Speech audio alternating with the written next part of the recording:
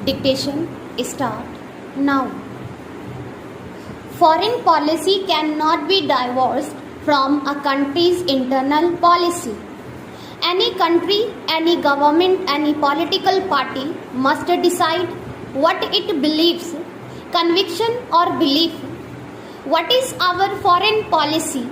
Some people take the word non-alignment and think that is the whole of our foreign policy. In a way, it is not the word not alignment, but what non-alignment stands for, namely that we believe in independently judging all issues. We do not wish to be tied to any group or to any country. We are today near to 21st century than we are to the 19th. But unfortunately, we find that over large portions of the world, thinking is still very much in the 19th century. The world has changed. We helped to change it because of India's freedom movement, because of India becoming free, and other countries in Asia and Europe becoming free. This has been the greatest change in the world. Although it was obvious to us that we would become free and that our freedom would lead to the freedom of other countries, this process came somewhat as a shock to the colonial powers.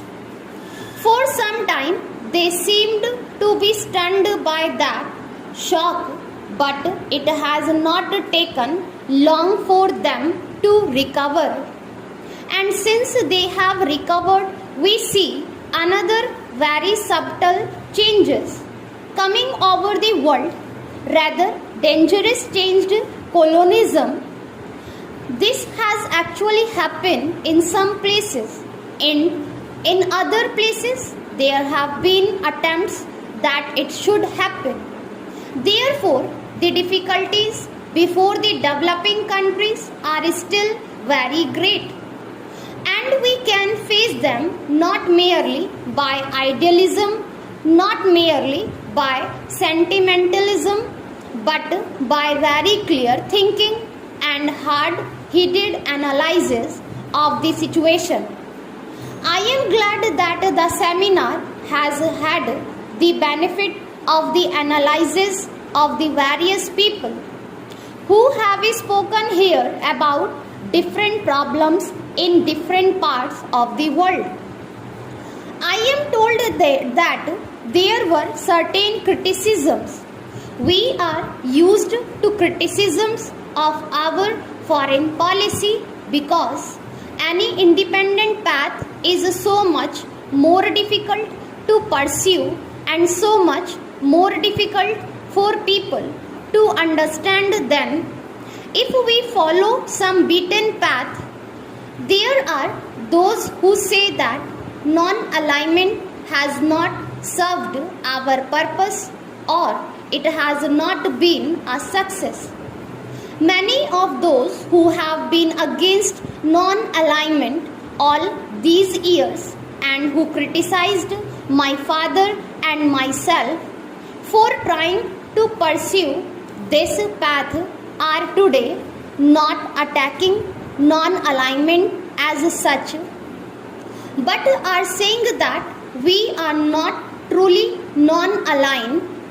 The great attack today, the greatest weapon which is used against foreign policy, is to say that in effect we are following the Soviet line.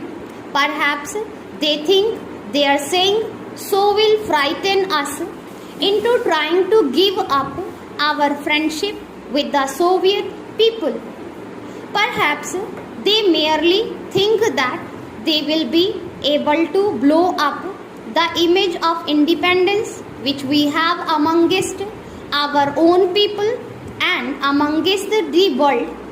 Let us very clear that regardless of what our big newspapers say here the image of India is very clear outside. It is not an image of a country which follows any group or country.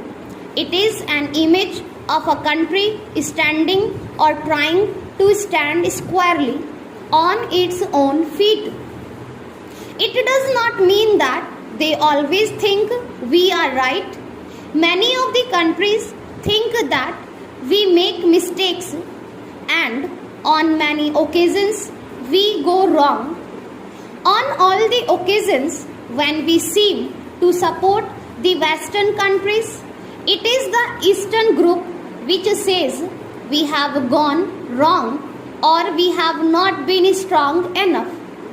On those occasions when we have supported the Soviet people or more likely the African, Asian countries, the Western world thinks we have gone wrong. On one occasion, the American ambassador complained to me that we had supported the Soviet Union on more occasions in the United Nations than we had supported other countries. I said, let us look at each occasion.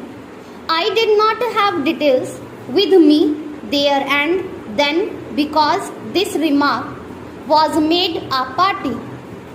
But I said, if you look at the occasions on which we have seemed to side with the Soviet Union, what do you find?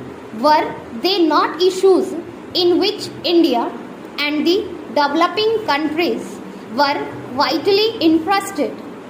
And if this was so, would it not be more true to say that the Soviet Union has supported the stand taken by the developing countries, by the African and Asian countries, and not that we had gone out of our way to support the Soviet Union?